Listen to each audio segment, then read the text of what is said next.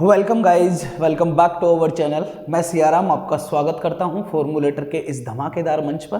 तो आज की क्लास हमारा एक नया सब्जेक्ट शुरू होने जा रहा है जिसका नाम है पावर सिस्टम प्रोटेक्शन।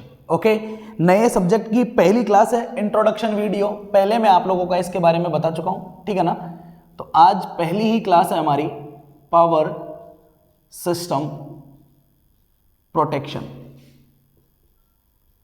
ओके, शांति से बैठ जाइए, नोट्स बनाना अच्छे से, लेकिन पहले चीजों को समझना, उसके बाद में आप लोग नोट्स कंप्लीट करना, क्योंकि समझना ज्यादा कंपलसरी है। नोट्स तो बेटा आप कभी भी बना सकते हो, ठीक है ना। ओके, अब सुनना ध्यान से, पावर सिस्टम प्रोटेक्शन की हम बात कर रहे हैं। तो सर सबसे पहले अगर मैं इसको एनालाइज करूं, नाम को एनालाइज करूं, तो ये तो समझ में आता ही है कि भाई पावर सिस्टम की बात करने वाले हैं, लेकिन इंपॉर्टेंट वर्ड यहां पे ये है कि पूरा का पूरा सब्जेक्ट हमारा चलने वाला है किसके ऊपर? प्रोटेक्शन के ऊपर। अब सबसे बड़ी बात यह है कि हमें प्रोटेक्शन की जरूरत पड़ती क्यों है भाई, हमें किसी इक्विपमेंट को प्रोटेक्ट करना क्यों होता है। जैसे एक छोटी सी बात समझते हैं, जैसे मान लो आपका एक छोटा सा गांव है, ठीक है ना। अब उस छोटे से गांव में एक बिजली आ रही होगी कहीं से, जिसको आप बोलते हो कि बिजली घर बोलते हो या जीएसएस बोलते हो कि नहीं बोलते हो। तो मान लो आपका कोई जीएसएस है, पास में जीएसएस होगा, तो वहां पे क्या होते हैं कि जीएसएस वगैरह के ऊपर क्या लगे होते हैं? ट्रांसफार्मर रखे होते हैं, ठीक है ना। जो आप लोगों ने देखा होगा वो एग्जांपल बता रहा हूं मैं। जीएसएस पे बड़े बड़े ट्रांसफार्मर रखे होते हैं, उन ट्रांसफार्मर को हम बोलते हैं पावर ट्रांसफार्मर, ठीक है ना। कौन से ट्रांसफार्मर? पावर। देखो, एक ट्रांसफार्मर तो वो होते हैं जो आपके गांव में रखे होते हैं, ठीक है ना, जिससे आपके ढाणी या मोहल्ले या गांव को लाइट मिल रही होती है। वो पावर ट्रांसफार्मर नहीं होते हैं। जैसे 10 का ट्रांसफार्मर हो गया, 20 का हो गया, ठीक है, 25 का देखा होगा आप लोगों ने, 40 का देखा होगा ना, जो गांव में लगे होते हैं सिंगल फेज के या 3 फेज के।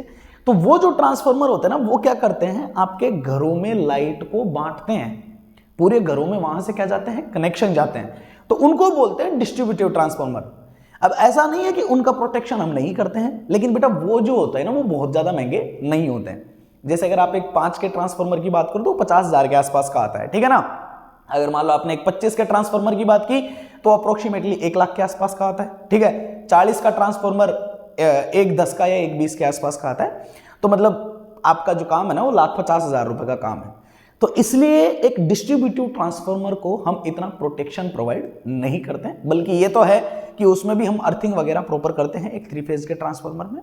परफेक्ट है, ओके, जियो वगैरह लगाते हैं, बिल्कुल सही है। लेकिन अगर मैं बात करूं कि एक जीएसएस पे जो हमारा पावर ट्रांसफार्मर होता है बेटा, इसकी जो प्राइस होती है ये करोड़ों में होती है। बहुत बड़ा ट्रांसफार्मर होता है, आप लोगों ने देखा होगा, जहां से आपके कई तरह के, आपने देखा होगा एक ट्रांसफार्मर से इस तरीके से फीडर निकल रहे होते हैं। जैसे मान लो ये 2 फीडर निकल रहे हैं, है ना। अब मान लो इस फीडर के ऊपर 10 गांव लगे हुए हैं और इस फीडर के ऊपर भी आपके 10 गांव लगे हुए हैं। तो सोचो अकेला ट्रांसफार्मर 20 गांवों को क्या प्रोवाइड कर रहा है? सप्लाई प्रोवाइड कर रहा है। आप लोगों ने देखा होगा ये 33 की लाइन यहां पे आ रही होती है और यहां से 11 की लाइन निकालता है, मतलब ये आपका 11/33 होता है। 33 की लेके यहां से 11 आपको बाहर आउटपुट में देता है, या 33/11 बोल दो। क्लियर है ना। अब ये ट्रांसफार्मर बड़ा है बेटा, महंगा है। तो अगर मान लो ये ट्रांसफार्मर खराब हो जाए, अगर मान लो ये ट्रांसफार्मर आपका जल जाए, तो बिजली बोर्ड वाले जो होते हैं ना, उनकी हालत खराब हो जाती है। पता है हालत खराब क्यों हो जाती है? आपने देखा होगा गांवों में जब ट्रांसफार्मर जल जाते हैं ना, तो आपके 1-1, 2-2 दिनों तक चेंज तक नहीं करते हैं वो लोग, हैं, क्योंकि उनसे उसका ज्यादा इफेक्ट नहीं पड़ रहा है, वो ज्यादा महंगा नहीं है। लेकिन अगर आप इस ट्रांसफार्मर की बात करो ना, पावर ट्रांसफार्मर की, अगर ये जल गया, खराब हो गया, ठीक है ना, तो JN, IN, XN क्या SC तक की हालत खराब हो जाती है। वो आपका ट्रांसफार्मर उसको क्या करते हैं? तुरंत बदलाने की कोशिश करते हैं। और ये ट्रांसफार्मर आसानी से मिलता नहीं है, ठीक है। आपका पूरा जो डिवीजन होता है, उस डिवीजन का जो मेन जगह होता है ना, जो सेंटर होता है, वहां से ये ट्रांसफार्मर पिक करके लाया जाता है।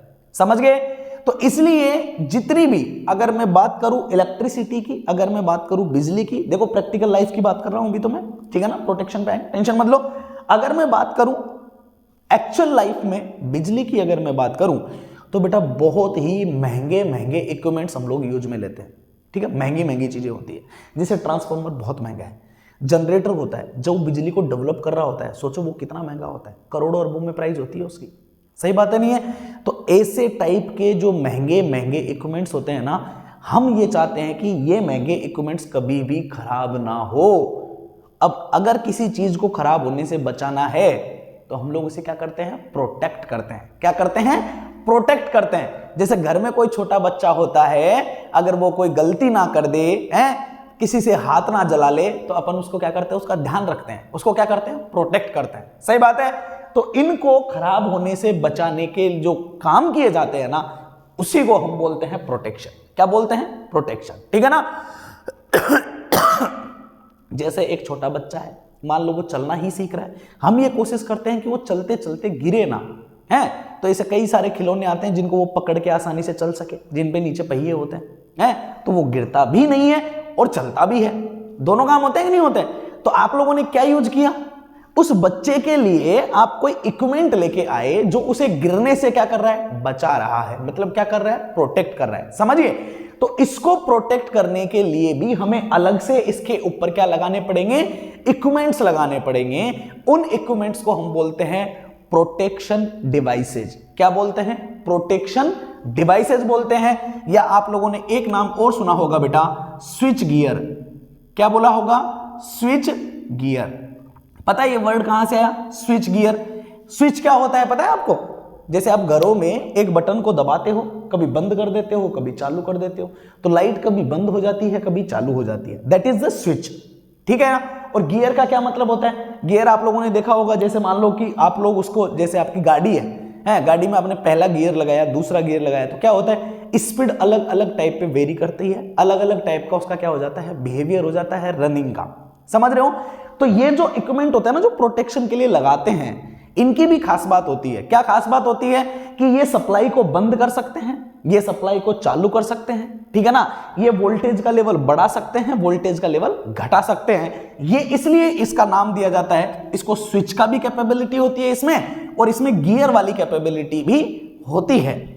टेंशन मत लो, आगे जाके सारी चीजें एक एक खुल खुल के आएगी सामने। इतनी आएगी कि आप लोगों ने इमेजिन भी नहीं किया होगा कि सर प्रोटेक्शन में भी इतनी सारी चीजें हो सकती है क्या। समझ रहे हो ना। पहले मैं एक एक करके सारी चीजें बताऊंगा, फिर मैं अलग से ट्रांसफार्मर उठा के उसका अलग प्रोटेक्शन करूंगा, जनरेटर उठा के उसका अलग प्रोटेक्शन करूंगा, बस बार को उठा के उसका अलग प्रोटेक्शन करूंगा, ट्रांसमिशन लाइन को उठा के उसका पूरा प्रोटेक्शन करूंगा। ठीक है ना। तो ऐसी कोई चीज में छोड़ने वाला ही नहीं हूं जो आपको टेंशन लेने वाली बात है। बस तसल्ली से समझते हुए चलो चीजें। ठीक है ना। ओके, अब देखो तो बेटा ये स्विच गियर या प्रोटेक्शन की जो डिवाइसेज होती है, ये डिवाइसेज कौन कौन सी होती है। ठीक है ना। तो देखो इनको आप लोगों ने नाम सुना होगा, जैसे आप लोग बोलते हो सर्किट ब्रेकर, जानते हो, जो क्या करता है, पावर को ऑन करता है, चालू करता है, सप्लाई कट कर देता है। ठीक है ना, सर्किट ब्रेकर। दूसरा क्या होता है, जैसे रिले, आपने लागू नाम सुना होगा, सुना है। फ्यूज आप लोगों ने सुना होगा, सही बात है। सर्किट ब्रेकर हो गया, रिले हो गया, फ्यूज हो गया, और भी कई सारी चीजें होती है। ठीक है ना। आइसोलेटर हो गया, ठीक है, एलए बोल सकते हो, लाइटनिंग अरेस्टर। ठीक है ना। और भी कई सारी चीजें होती है, बहुत सारे आप लोगों को डिवाइसेज मिलेंगे। ये सारे जो डिवाइसेज होते हैं, ये क्या करते हैं, ये किसी भी एक पर्टिकुलर डिवाइस को प्रोटेक्ट करने का काम करते हैं। इसलिए इनको सबको मिला के हम लोग बोलते हैं स्विच गियर या प्रोटेक्टिंग डिवाइसेज। क्लियर है, क्यों करते हैं, कैसे करते हैं, आओ चलो समझते हैं। ये बेसिक आप लोगों को मतलब नीड समझ में आई कि प्रोटेक्शन की नीड क्यों है, समझ गए। ओके, और थोड़ा डिटेल में समझ लेते हैं। देखो जैसे क्या होता है समझना भाई, मान लो ये पावर ट्रांसफार्मर है, ठीक है ना।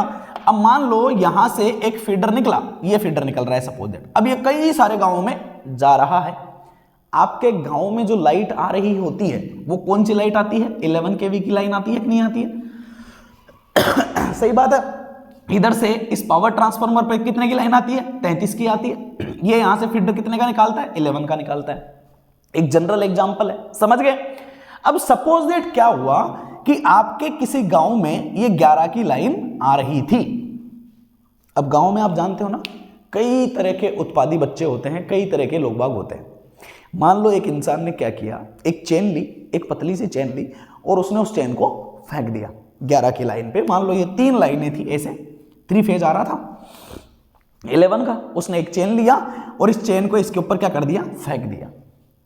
अब फेंक दिया तो क्या हुआ बेटा, ये तीनों के तीनों जो फेजेस थे, जैसे मान लो आर फेज है, ये वाई है, ये बी है, ये तीनों के तीनों फेज क्या हो गए बेटा, शॉर्ट सर्किट हो गए। क्या हो गए बेटा, शॉर्ट सर्किट हो गए। मतलब सिस्टम पे क्या आ गया, फॉल्ट आ गया। इस फॉल्ट के नाम को आप जानते हो, क्या बोलते हैं इसको, ट्रिपल एल फॉल्ट बोलते हैं या शॉर्ट सर्किट फॉल्ट बोलते हैं, जानते हो ना, ट्रिपल एल या शॉर्ट सर्किट फॉल्ट बोलते हैं इसे को। चेन फेंकी, तीनों से क्या हो गया, टच हो गया, तीनों से हो सकता है, दो से हो सकता है, टच हो गया, मतलब सिस्टम में क्या आ गया, फॉल्ट आ गया। अब देखो बेटा क्या खास बात होती है, दो चीजें हैं। चीजें क्या है, आप ध्यान से समझोगे ना तो चीजें सारी क्लियर हो जाएगी। जैसे भाई यहां पे मान लो कोई जनरेटर है, इस जनरेटर से मान लो बिजली जा रही है, जनरेटर का मतलब है सोर्स, कोई सोर्स है, सोर्स से मान लो यहां से क्या निकली, करंट निकली। अब करंट के बाद में यहां पे मान लो क्या लगा हुआ है, लोड लगा हुआ है, क्या लगा हुआ है, लोड। अब लोड पता है क्या करता है, करंट के फ्लो होने का अपोजिशन करता है, मतलब जब तक लोड है इस करंट का अपोजिशन हो रहा है। अब मान लो अगर आपने यहां से इसको क्या कर दिया, शॉर्ट सर्किट कर दिया, क्या कर दिया बेटा, शॉर्ट सर्किट। अब शॉर्ट सर्किट कर दिया तो यहां से करंट आएगी, क्या वो करंट इधर जाएगी क्या लोड के पास ना, क्योंकि करंट की खास बात यह होती है कि वो हमेशा मिनिमम से मिनिमम अपोजिशन वाले रास्ते को चूज करती है। अब यहां पे अपोजिशन है, यहां बिल्कुल नहीं है, तो पूरी की पूरी करंट इधर से होते हुए क्या कर जाएगी, फ्लो करना शुरू कर देगी, बिकॉज यहां अपोजिशन नहीं है।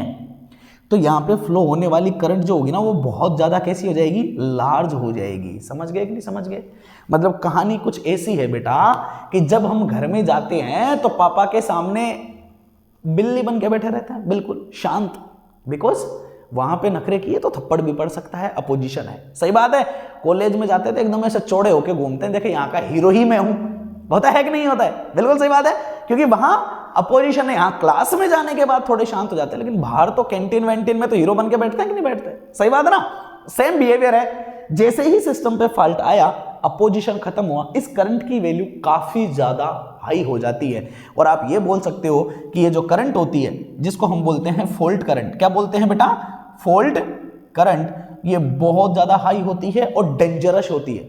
भाई जब करंट की वैल्यू, मान लो यहां शॉर्ट सर्किट फॉल्ट आया तो इस लाइन में करंट की वैल्यू बहुत ज्यादा इंक्रीज कर जाएगी।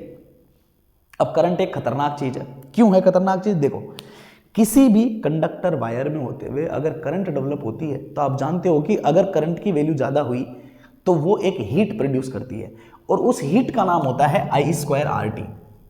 समझ गए कि नहीं समझ गए, देखो करंट का स्क्वायर आता है हीट में, जानते हो ना। अब ये तो है ही सही भाई, किसी वायर में होते हुए करंट आ रही थी तो रेजिस्टेंस तो रहेगा ही रहेगा, क्या प्रोड्यूस हुई, हीट। ये हीट इतनी खतरनाक होती है कि कभी कभी ये आपका जो इक्विपमेंट होता है ना, इस इक्विपमेंट को ही जला देती है, क्योंकि यहां पे जबरदस्त करंट जाएगी, आ तो यहीं से रही थी, तो ट्रांसफार्मर की वाइंडिंग में करंट बढ़ेगी, वहां पे हीट बढ़ेगी, तो हो सकता है कि ट्रांसफार्मर आपका क्या हो जाए, जल जाए। समझ गए कि नहीं समझ गए।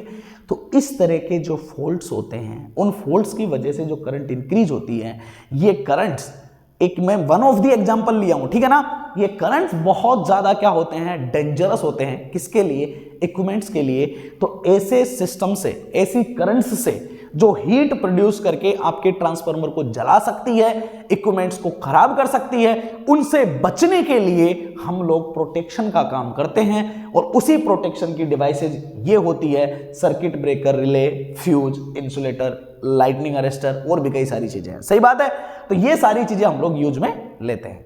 अब क्लियर है कहानी, थोड़ा चले स्टेप बाय स्टेप चलूंगा, ठीक है ना। हाँ देखो समझते हुए चलना, कई बच्चों के क्या होता है, कभी कभी आधी अधूरी चीजें थोड़ी बहुत पड़ी हुई होती है, वो बोलते हैं अरे सर ये क्या बोल रहे हो, ये करो है ना फटाफट, मुझे तो ये चीजें पता है, मुझे तो ये चीजें पता है। बेटा आराम आराम से चलना है, ओके, हाँ, ताकि कोई चीज स्किप ना हो आपकी, और आप लोगों को सिलेबस से ज्यादा ही मिले, कम ना मिले। ओके देखो अब ध्यान से समझिए, तो पहली लाइन मुझे यहां पे क्या समझ में आ रही है, लिखो नोट्स बना के, कि the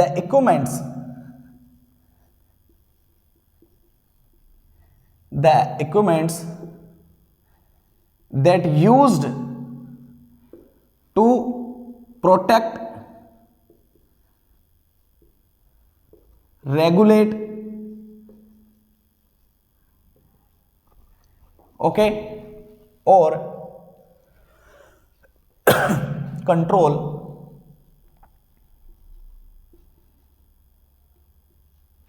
the voltage and current is called protecting device या switch gear, is called switch gear। Okay कि वो एलिमेंट, देखो स्विच और गियर दोनों वर्ड है। स्विच का मतलब ऑन ऑफ कर सकते हो, इट मींस कंट्रोल। गियर का मतलब वैल्यू को बदल सकते हो ऊपर नीचे, इट मींस इट्स रेगुलेटिंग। और काम तो प्रोटेक्शन का करते ही है, सही बात है नहीं है? तो equipment that can use for the protecting, regulating और कंट्रोलिंग द डिवाइसेज और कंट्रोलिंग द वैल्यूज। मैंने सिर्फ वोल्टेज एंड करंट लिखा है, आप यहां पे पावर भी लिख सकते हो एंड फ्रीक्वेंसी भी लिख सकते हो। इन चारों पे वर्क करता है कौन? एक स्विच गियर। वो आपको समझ में आ जाएगा, टेंशन ना लो, ठीक है ना? तो उनको बोलते हैं स्विच गियर। अब स्विच गियर कौन कौन से होते हैं? तो एग्जाम्पल क्या क्या है? तो सबसे पहले आप लोगों का जो आता है वो आता है सर्किट ब्रेकर, सारे लिख लेना। दूसरा कौन आता है बेटा? रिले आता है, ठीक है ना? नोट्स बनाना भी कंपलसरी है, ओके। आइसोलेटर हो गया, ठीक है ना? और कौन सा बताया था मैंने? ओके, फ्यूज, ठीक है ना? लाइटनिंग अरेस्टर, ठीक है ना? और अंदर वाली डिटेल वाली जो आप लोगों ने सुनी नहीं है चीजें, वो एक एक करके बाद में आपको पता लग जाएगा। ETC इतना लिख दो। क्लियर है? ये कहानी है या क्लियर है? बिल्कुल सही है। किससे क्लियर करेंगे ये? ओके, तो they protect the device from the fault current,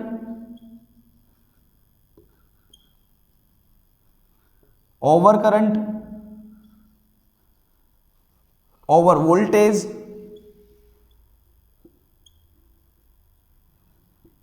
lightning, ठीक है, और हीटिंग ऑफ द इक्विपमेंट्स, ठीक है? किस किस से बचाएंगे? किसी से भी, ओवर करंट से, फॉल्ट करंट से, ओवर वोल्टेज से, लाइटनिंग इफेक्ट से, हीटिंग से, इन सारी चीजों से आप लोगों के ये प्रोटेक्ट करने का क्या करते हैं? वर्क करते हैं, ओके।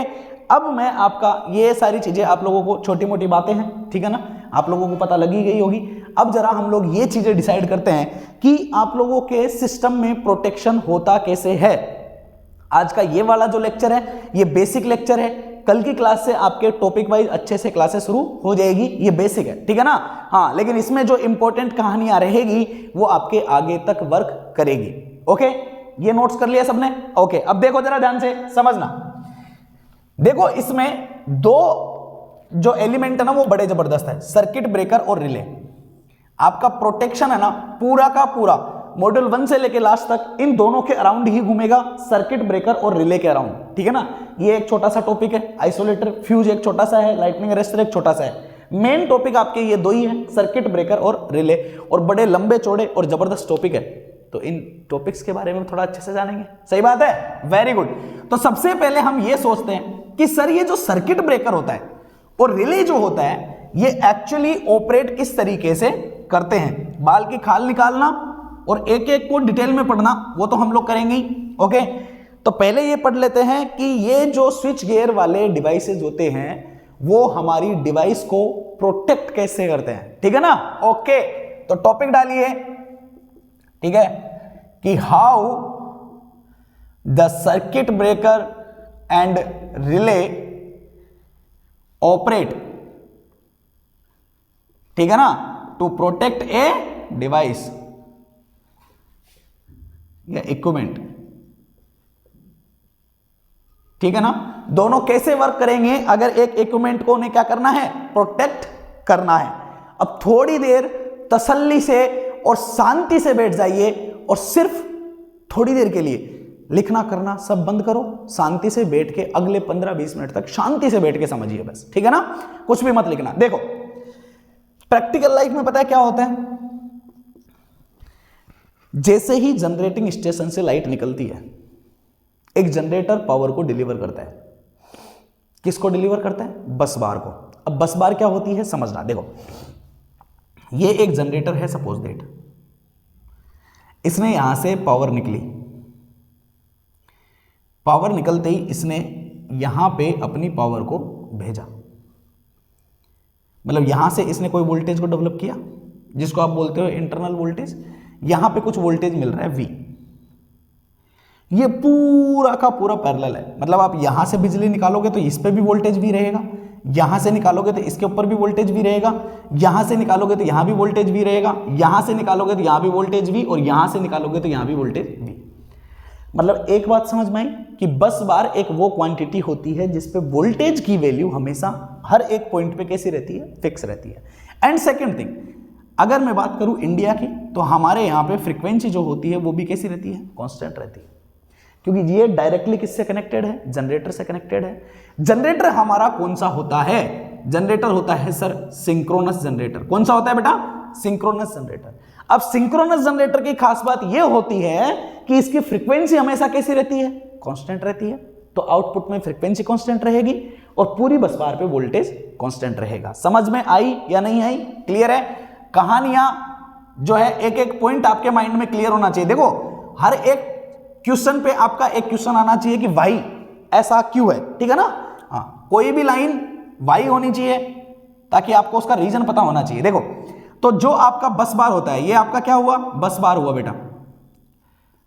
तो बस बार के ऊपर दो चीजें कांस्टेंट है, कौन, वोल्टेज एंड फ्रीक्वेंसी। समझ में आ गया क्यों कांस्टेंट है, because it's connecting to a generator. हो सकता है लोड से भी कनेक्टेड हो, पूरे के पूरे पैरेलल होते हैं, पैरेलल कॉम्बिनेशन पे वोल्टेज हमेशा फिक्स होता है। एंड फ्रीक्वेंसी तो हमारे इंडिया की देन है, बिकॉज सिंक्रोनस जनरेटर है, और सिंक्रोनस जनरेटर की जो स्पीड होती है वो हमेशा सिंक्रोनस स्पीड के बराबर होती है। That's why the frequency must be constant. और आप एक लाइन और बोल सकते हो, फॉर ए इंफिनिटी बस बार, क्या बोल सकते हो, फॉर ए इंफिनिटी बस बार, ठीक है, the voltage and frequency remain constant. एक एक लाइन का पहले बाल की खाल निकाला करो। देखो अब यहां एक लाइन में एक थोड़ा सा इंटरेस्टिंग फैक्टर है, क्या है समझिए। मैंने लिखा है फॉर ए इंफिनिटी बस बार, मैंने लिखा है इंफिनिटी, मैंने ये नहीं लिखा बस बार, मैंने लिखा है इंफिनिटी बस बार। इसका क्या मतलब है समझिए। देखो बेटा जब कोई एक बस बार होता है ना, ठीक है, ये जरूरी नहीं है इससे सिर्फ जनरेटर ही कनेक्टेड हो, ठीक है ना, इससे कुछ भी कनेक्शन हो सकता है। जैसे हो सकता है इस पे कोई जनरेटर हो सकता है इस पे आगे जाके क्या लगा हुआ हो, लोड लगा हुआ हो। तो एक जो बस बार होता है, मान लो जैसे एक जनरेटिंग स्टेशन में क्या है, बहुत सारे बस बार होते हैं, 2 4 5 10 बहुत सारे होते हैं। मान लो ये कोई ith बस बार है, ठीक है, इसमें यहां से कोई पावर को जनरेटर ने एंटर किया, मान लो P ऑफ I, कुछ पावर को यहां से लोड ले गया P ऑफ L, ये जनरेटर है G लिख देता हूं, ये पावर एंटर हुई, ये पावर यहां से डिलीवर हो गई, ठीक है। तो इस बस बार के पास में क्या कोई पावर रह सकती है क्या, बिल्कुल रह सकती है। मान लो P ऑफ I है, क्या लिखोगे, P of G minus P of L। Perfect है ना। ये जरूरी नहीं है कि इस बस बार पे टोटल आने वाली पावर टोटल जाने वाली पावर के जस्ट बराबर ही हो, अलग अलग भी हो सकती है। मतलब बस बार सिर्फ एक लाइन नहीं है, बस बार एक पूरा का पूरा सब स्टेशन होता है जहां पे आपकी सारी डिवाइसेस रखी होती है। ट्रांसफॉर्मर होते हैं,